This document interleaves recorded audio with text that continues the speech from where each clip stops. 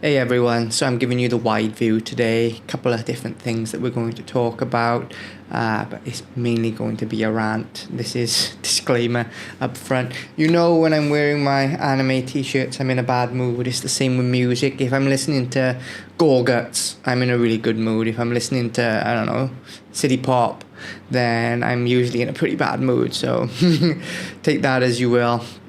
So yeah, I thought I'd move my guitar over just to give, you can see sort of like, I don't know why I've got my air blower there. That's where I used to clean my lenses.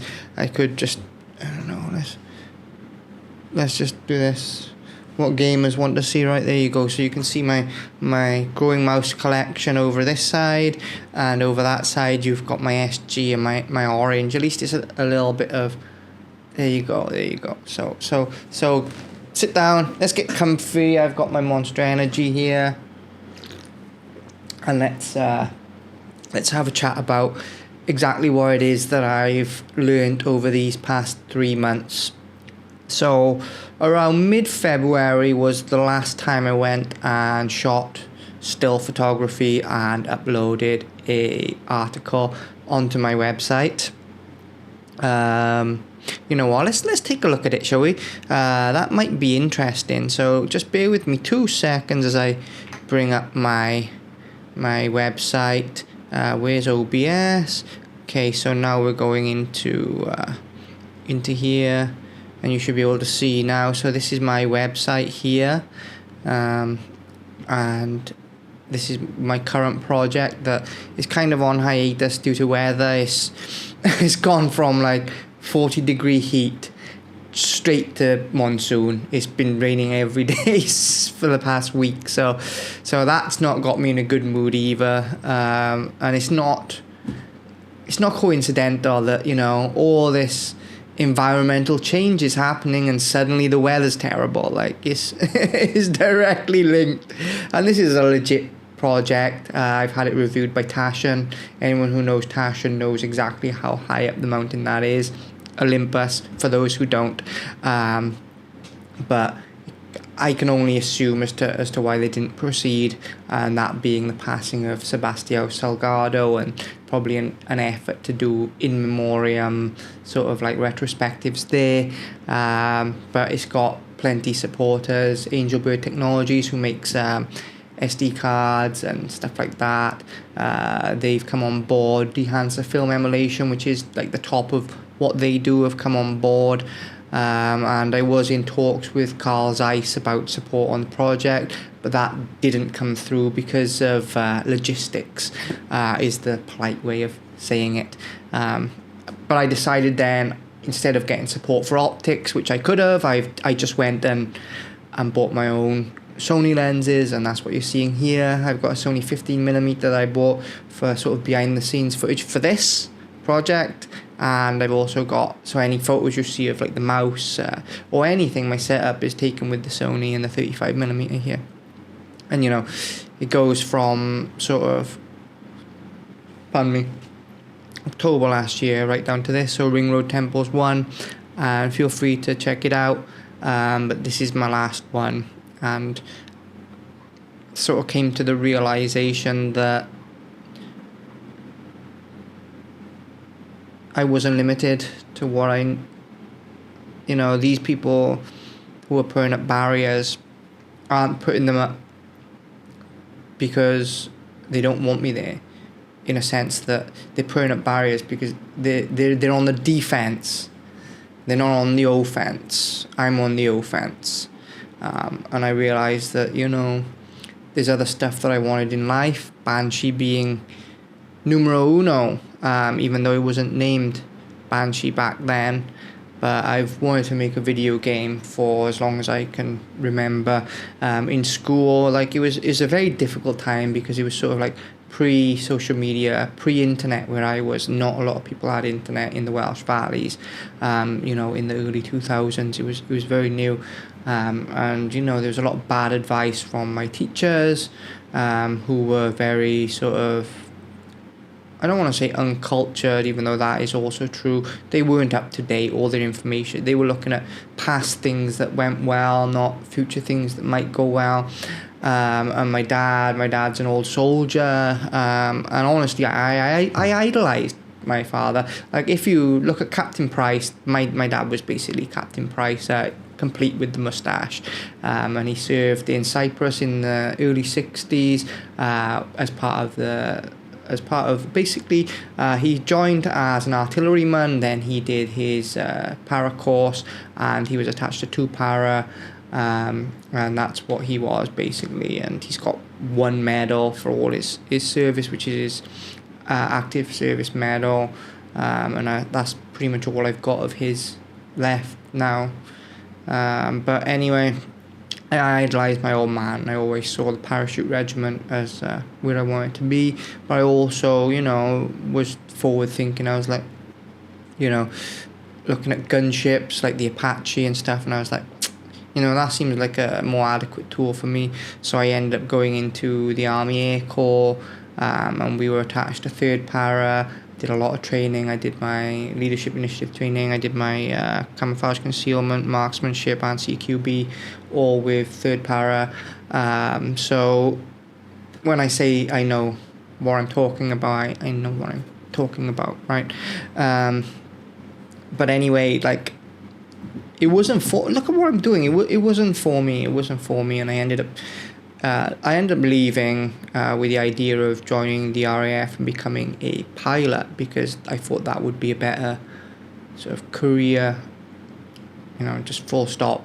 It is, isn't it? Like, I don't need to explain that. So I ended up getting my commendations, recommendations, passing everything I could pass up in Bradford.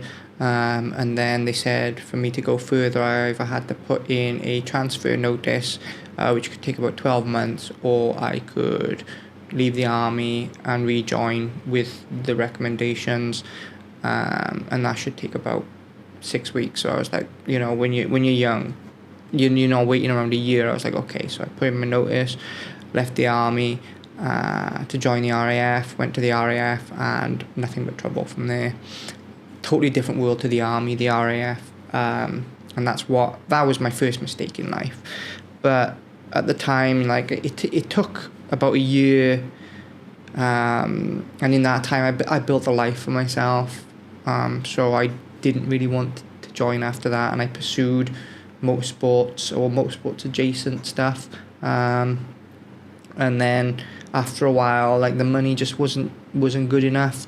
So I went into private security, and I did private security for a little while, until I sort of bought my house. And then after a while, after buying my house, I was sick of the hours, sick of being away from home. So I went back into like a main dealership, just a really shitty job in a main dealership. And then that's when I started getting bored and fed up, and I started my own eBay store at the time. And what I was doing was buying Yu-Gi-Oh cards in bulk, breaking them, making decks, selling, like the chase cards. And that was very difficult. That was a very difficult job, because you had to keep up with 2 different metas, the OCG in Japan and the TCG in the West, and you had to make decisions based on the OCG, what you think would happen in the TCG. So it was speculative investment. It wasn't just, wondering what might be cool, or what people might like to collect. Like, these were tools for a job. Like, tournaments, they paid well.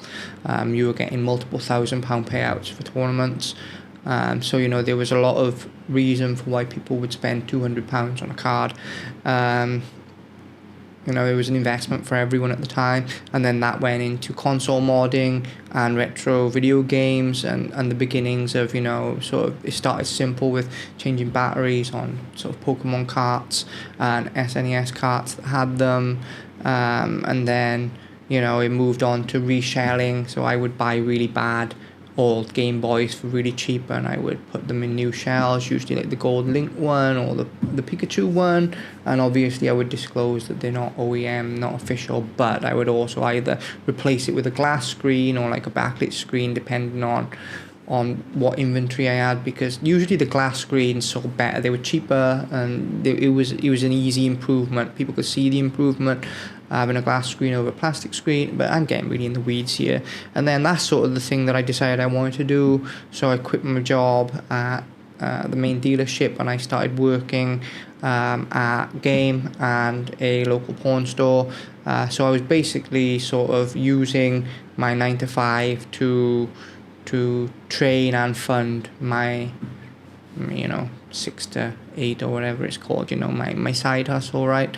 And then I just got sick of the world. I just got fed up of absolutely everything, and decided that I just wanted freedom. So I sold everything I had, sold absolutely everything. At that time, I had built up a major collection of retro video games and modern video games, and I had a cushy life. The job was easy. I had my own house and stuff, so I had a pretty cushy life. So I ended up selling absolutely everything, and I went off and I've done photography for 10 years, and it's taken me 10 years to get to where you just saw with my photography, where I am not only am I recognized by the highest of the industry, but I'm actively pushing back against what is considered normal or considered okay, and I'm trying to push what I believe is right, whereas things are starting to get ridiculously commercial and ridiculously watered down. It's all about new users or getting new users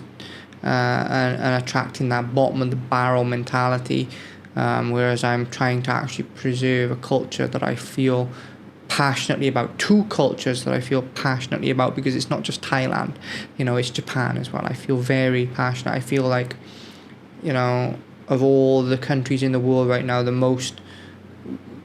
one we could learn most from is Japan, and I feel like Western society is doing itself a disfavor by not doing so. And Japan obviously has its own problems. It's undergoing some pretty radical things at the moment, and I don't know exactly how well it's going to survive that. No one does, but I have high hopes that what I feel strongly about will survive, and I want to help the country in that way, which comes to this. So where do I want to be? And I've got sort of 4 choices, right? I've got England, which is my father's country. I've got Thailand, which is the country I was born in, and I've got Denmark, which is my mother's country, and I've got Japan, which is my chosen country. So I've got 4 different choices, and that's more choices than I understand most people have. But all of those choices require massive things from me. Like being in Thailand, it's difficult because Thailand isn't Japan, right? There isn't a million things here, and people don't look at Thailand in the way they look at Japan with the same seriousness. England, there's just so much bad blood. And the way things are turning with that country, it's unrecognizable as the country that I fought for. So, like I said, I don't think there's enough there that can overcome the bad blood. So I'm left with 2 choices, and that's Japan, which is an extremely difficult road, or Denmark, which is an equally difficult road. And I guess this is where my declaration comes in, where what have I learned in these past 3 months? What I've learned in these past 3 months builds on exactly what I've just spoken about.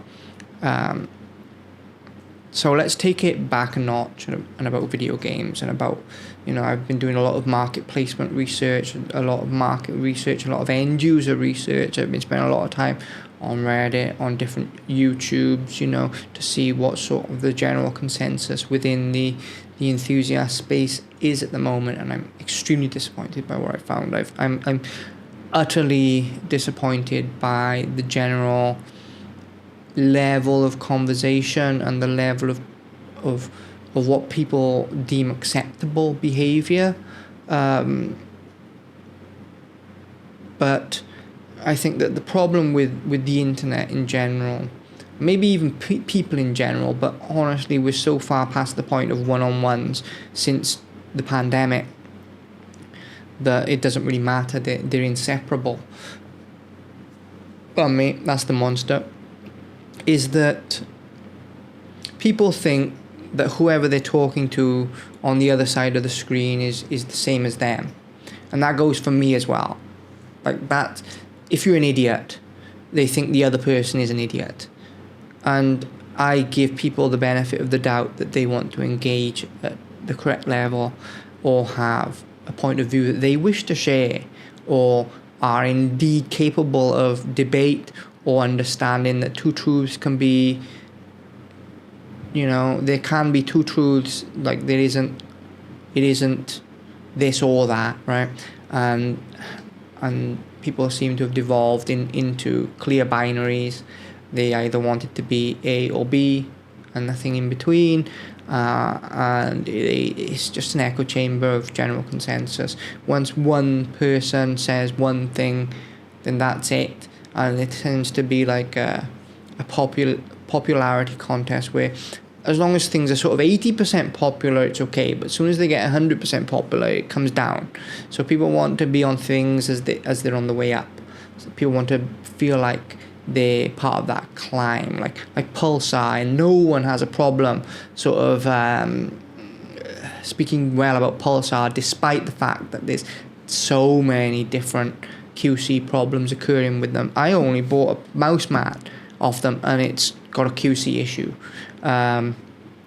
Is it the end of the world? Does it stop being a mouse pad because it came with what looks like a bit of glue or something on it? No, but at the same time, when you're spending this sort of amount of money for an enthusiast tool, you don't expect it to have this sort of problem. Unluckily for me, this was the last one that the store had, so it was either refund or just deal with it. And quite frankly, I think what I'll do is I'll just deal with it, and then when the next load of Paraspeeds come in, I'll just buy another one, and this will end up being sort of like, I'll use it for like either doing work on my guitar or whatever. It'll just become a pad rather than a mouse mat. So no bad blood there, but it does make me think. Like, I'm looking at the Pulsar Vaxi collab, the ES-FS1 esports mouse, and two things are putting me off. First of all is that for my benchmarking purposes, I'm running what are they called? X-ray pad Obsidians, because I think that the X-ray pad Obsidian is probably the best mouse skate from what I've gathered, that kind of works with everything. You're still getting a good control, good speed. It works on glass, works on pretty much any surface, and you're not, it's a nice medium. It's a little bit like my OLED, 240 Hz, dual mode, OLED, 32-inch 4K, does a little bit of everything. It's got good resolution, but it's not 6K. It's got high refresh rate, but it's not that crazy. Like 500 something hertz that the ROG is, and I feel like it's kind of the same. I feel like sort of the Super Strike is the same as well. It's not amazing at kind of anything, but it's just so solidly well rounded, and then it has hits. So it's kind of I suppose that's kind of what the whole of my setup is. But that's going off on a tangent now. People are super happy to push Pulsar because it's up and coming. It's trying to take on Razer. It's trying to take on Logitech, right? So there's a ton of Pulsar evangelists, or people who are like 80k MCHOS or whatever, but in reality, unless you're buying from Amazon, you don't really have any protection when you're going at 80k MCHOS, ML mouse, that sort of thing, especially here in Southeast Asia, so it worries me. Maybe you get that sort of like, here you get like a 14-day, but nothing's going to happen in 14 days, is it? In reality, and then once that 14 days over, you're kind of screwed. What you're doing, sending it back to China and maybe never seeing it again, and then you're incurring important duties on the way back in. It's just like, I was trying to explain this to a Redditor, and they just seem to totally misunderstand this. They just like there's a reason why my build is focused on Asus and Corsair, because if something happens to an Asus product, there's likely another one in the country, or way more chance of it being RMA'd on a decent timescale than if I went for some, like if I went for an NZXT board or something. NZXT just doesn't have that sort of presence here in Thailand, right? and that goes for everywhere. You know, you make choices based on where you are.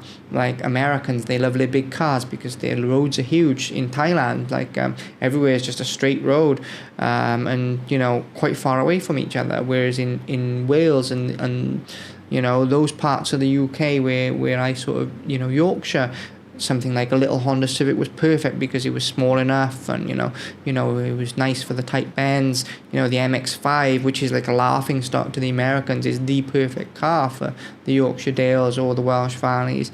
So you know, it's kind of horses for courses in that sense, and I don't think that really exists in discourse anymore, and that disappoints me. But it also makes me realise that sort of, like, all it takes is that one person to say, well, this is the next thing, and then it's sort of like a roll-on effect. But it's also, you know, one of those, like, you live long enough to see yourself become the enemy type things, where, like you have to predict a trajectory because there will be a downslope at some point, which all concurs with my investor brief that I've written. It all concurs with my sort of, like, 10-year plan. But I'm sort of stepping away from what maybe I think I could do before, because going back to what I said in my conversation, my two paths in life, like, from what I see, like when I was in the UK, I didn't see myself in the UK. I saw myself in Thailand, and that happened. I'm in Thailand, and now that I'm in Thailand, and you know, we're sort of like into our 4th year straight, I don't see myself here when I'm 40. I just don't see myself in Thailand at 40 or 50. I see myself, but I can't see myself, you know, I can't see myself in Japan or Denmark. My family in Denmark is in Aarhus, which is like the center of culture, the center of art in the Nordics, and you know, sort of outside of France and Italy, probably the center of all art in Europe. So I'm really happy with the opportunities that may lie that way, and Japan is Japan. Like I said, is my chosen. Like, if I could choose, but Japan doesn't really allow that, and I kind of understand that as well. So, like, I've spent 10 years saying, if only I could speak Japanese, or if only this, if only that. Well, the time has come where I have to realize that if only is done, like, do it. So I'm putting major emphasis on learning Danish and major emphasis on learning Japanese. And this is where things I've learned from trying to learn the language have actually informed how I feel about the development of my game, about Project Alpha, and Beta, because, you know, they're kind of two halves of the same coin, even if one half is bigger than the other. So what I learned is, you know, like when you start off on Duolingo, and Duolingo pushes you to finish the same way that a lot of people on R game dev or indie dev or solo dev sort of push you to say, get a project out the door, like get it to market, and iterate. And I feel like that's wrong. I feel like you don't learn anything but mistakes that way. You know, you just ingrain time savers. And I wasn't learning anything, really. Like, I was memorizing phrases and I was memorizing words, but I wasn't understanding anything. So I decided that I needed to do more. I couldn't just spend an hour on Duolingo if I wanted to learn them. So I'm dedicating my whole day to it now. I said that I would reassess where we are after 3 months, and that's my reassessment. My reassessment is I want to spend 8 hours a day. I want to spend my working day learning 2 different languages. So that's exactly what I'm doing. I'm not chasing to get that done, that finished, that pushing yourself higher up the leaderboard mentality. It's about understanding. And if it takes me a whole day to understand why you use a certain, you know, noun or adverb in a certain context, then that's fine. Like, if it takes me a week to learn that, that's fine, as long as at the end of that week I understand it and not just memorize it. So, like I said, gone are the days where I'm wishing that I knew Japanese or wishing that I could do more, and I'm actively doing it. And is there sacrifices going to come of it? Of course there's sacrifice. Like, do you know how long I've wanted a CB650? Like, for me, like I said, since I was old enough to buy a car, I was into motorsports and that sort of side of things. And I haven't had a toy since my Civic Type R, and this is sort of like at least 7 years, right? 7 years, there you go. 7 years I haven't had a toy. And, you know, I'd love a Honda CB650, 650R. You know, I think it's perfect for Thailand. You know, it's a nice bit of power, powerful enough, not too powerful. Takes the hills fine, you know. And you know, with a decent-sized tank that I could actually go up in the mountains and back in a day, you know, and have a road trip or over a weekend. But have I bought one? Like, no, I haven't, because if I bought one, I would be pushed into doing something other than learning languages. I will be pushed into something other than making the game I want to make it. So I don't have a CB650. Do you know how long I've wanted a Rolex Explorer? Longer yet. Since at least, I don't know, let's just call it about 10 years. You know, I've wanted a Rolex Explorer. But do I have a Rolex Explorer? No, I don't. Because, you know, to be honest, they're about the same price, actually. But do I have PC? Do I have a Sony A7R5? And if you do crunch the numbers, then there you go. That's my CB650. That's my Explorer. But an Explorer doesn't help me with life as much as I want one, as much as I respect its history and feel like maybe, you know, in some weird Asian way, like that would imbue me with some sort of strength. CB650, you know, like that's my sacrifice. That's my sacrifice right there. But back to what I was trying to explain is that people are so interested in, how can I put it, learning the song. Like, anyone can pick up a SG and go on Guitar Tabs and learn someone else's song. In a day, you could learn Thunderstruck or Smells Like Teen Spirit or whatever. There's simple enough songs. Or in a week or in a month, you could learn something complex. But that's not your song, is it?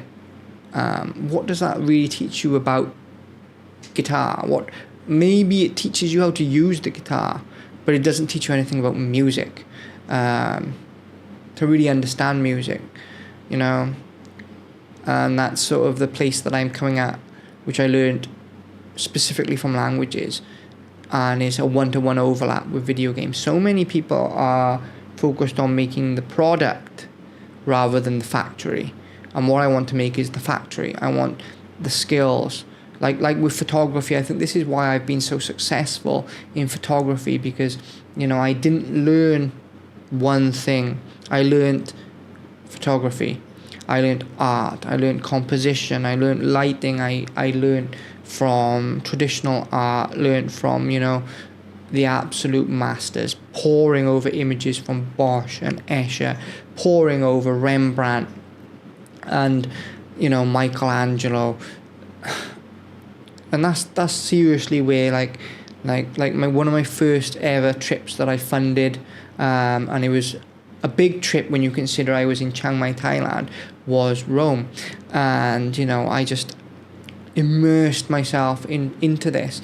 And then later on, you know, manga, Iniasano, Samura, all of it. And I just absorbed, even going back to, you know, Woodprint, Hiroshige, Hokusai, and I absorbed everything I could from it, so that any situation that presented itself, I could tackle. Like, I could tackle, and I'm not saying that I would come out with the standard expected image. You know, I wouldn't, maybe you would put me, in fact, the opposite, like where you would expect the postcard image, I would be able to pull the D. Roberts photo image.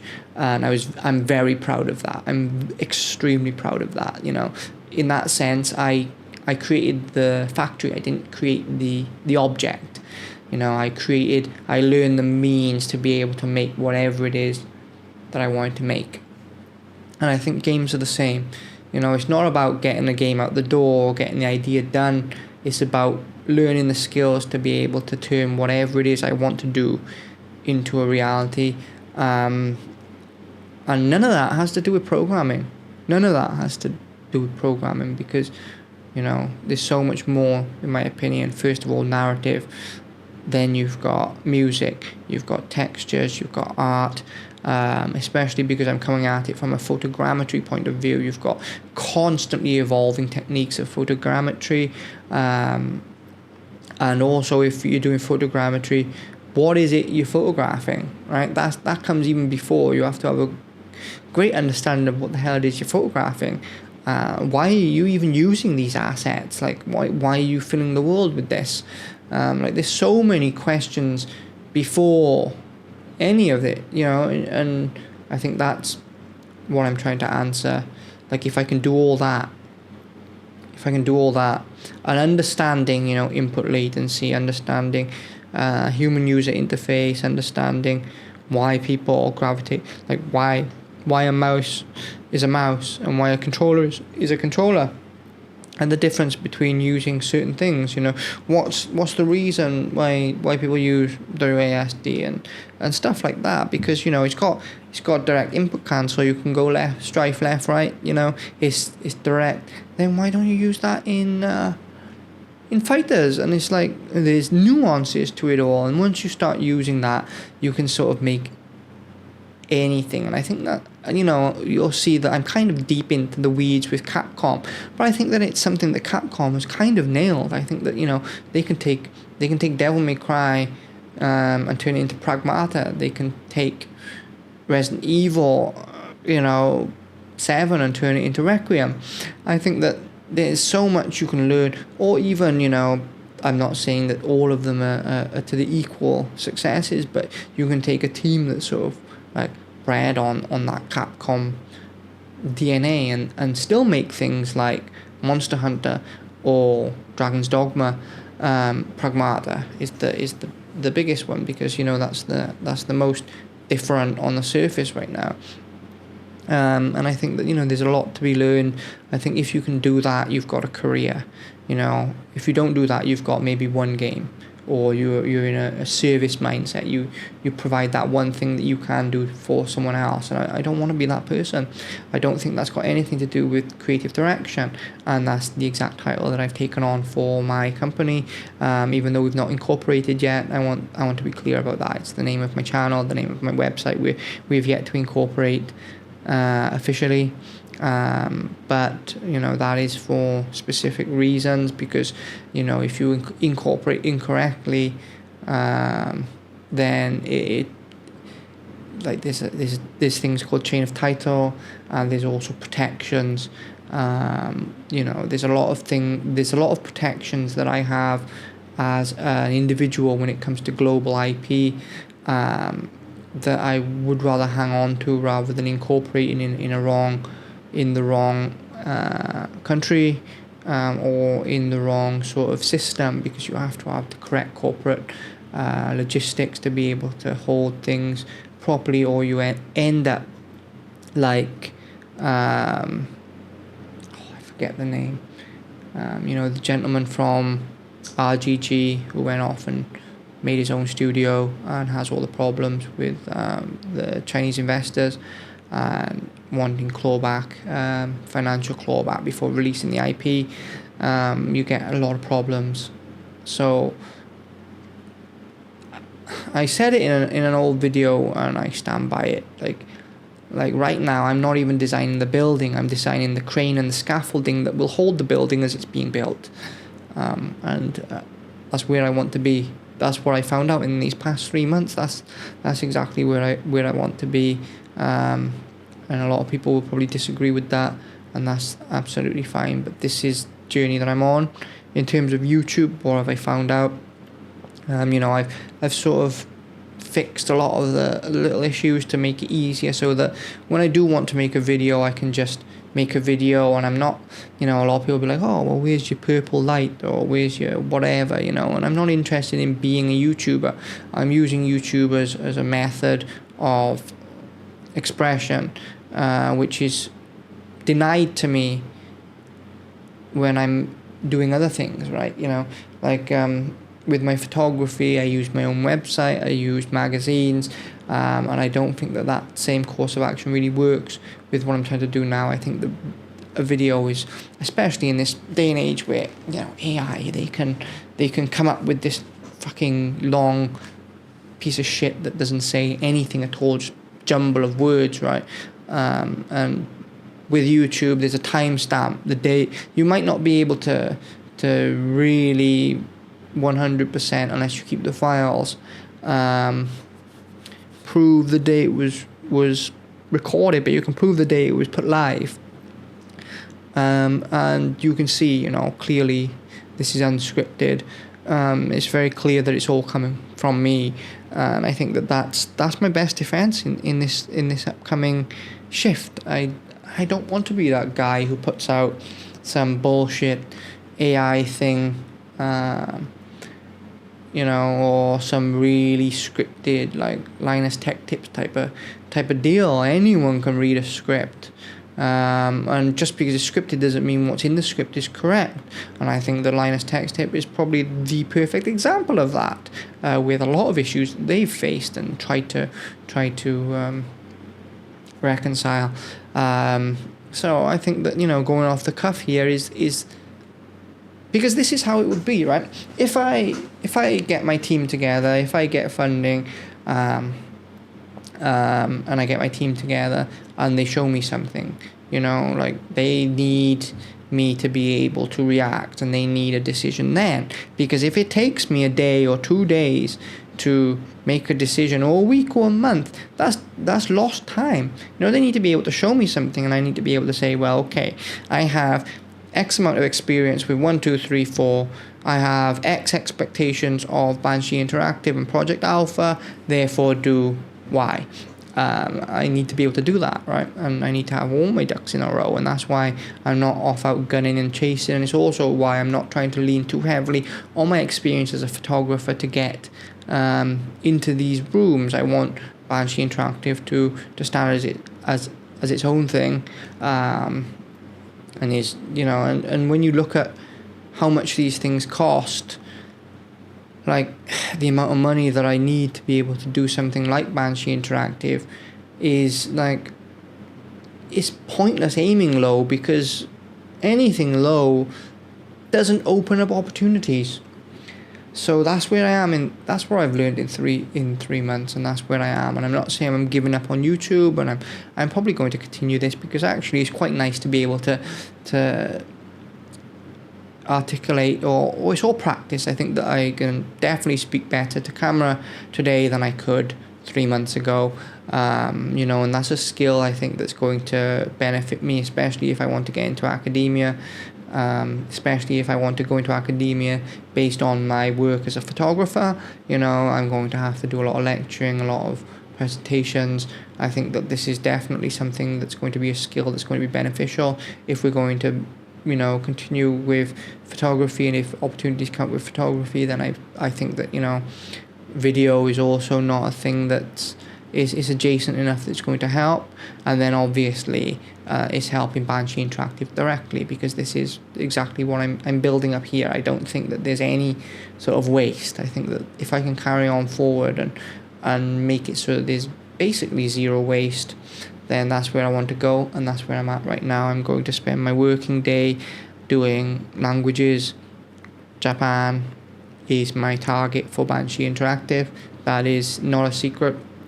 I'm looking to incorporate in Japan. I'm looking to found a studio in Japan. I'm looking for property in Japan post funding. That's not a secret. That's where I want to be. That's the culture that I want to be immersed into, and that's also the working culture that I want to tap into, in terms of employment.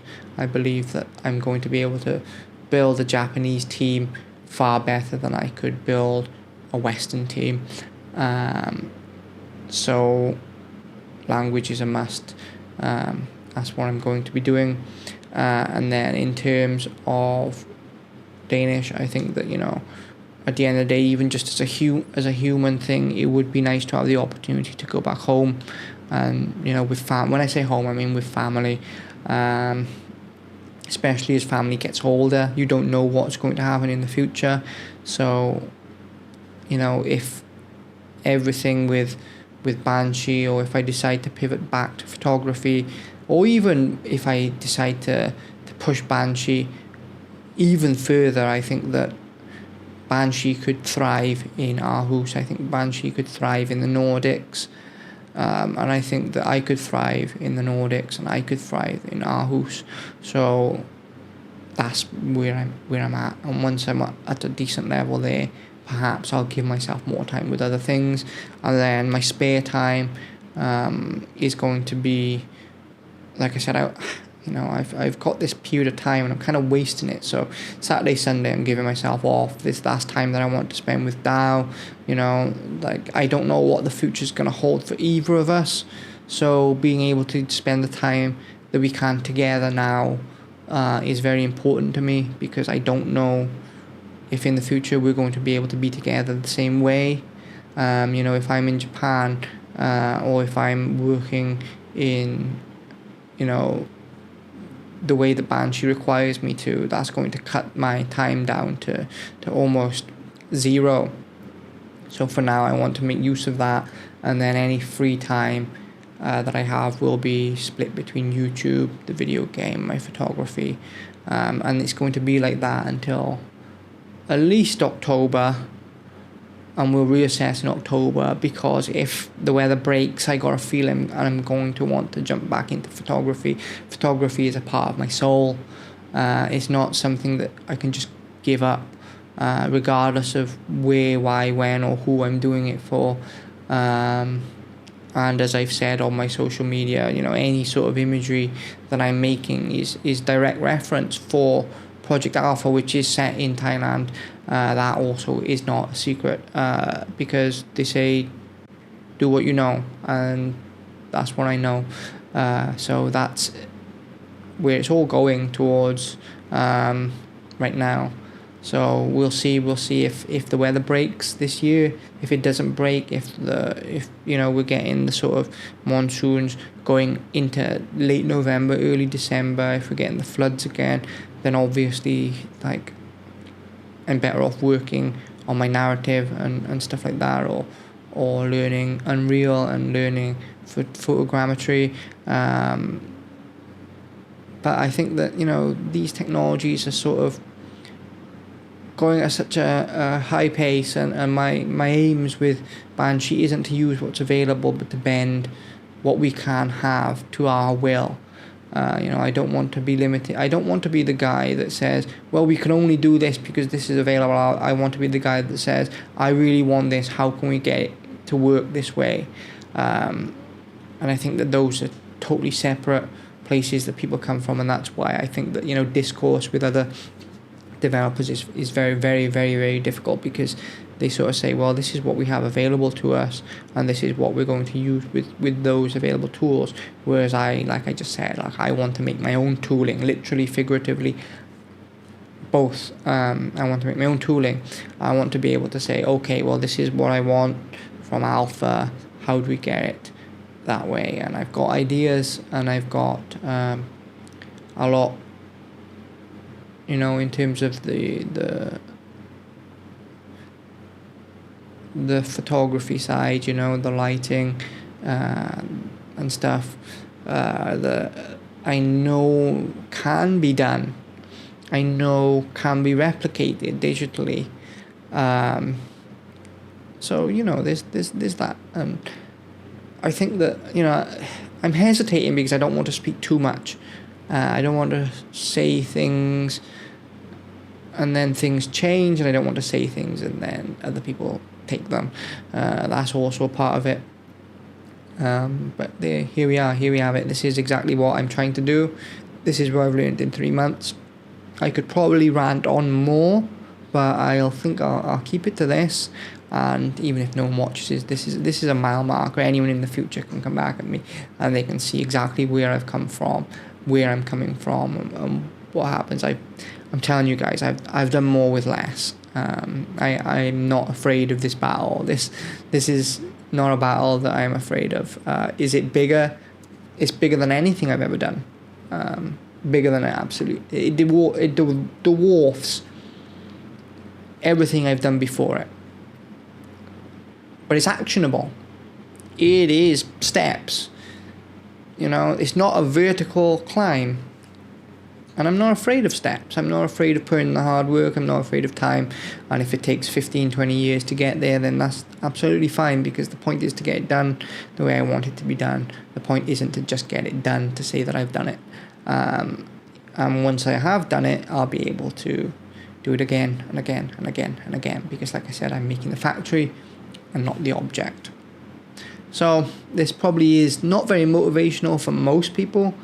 For a very select few it might be. For me it is. Like, I'm not afraid of a challenge, and I'm not afraid of putting things aside, because the only real thing you have to barter with is time.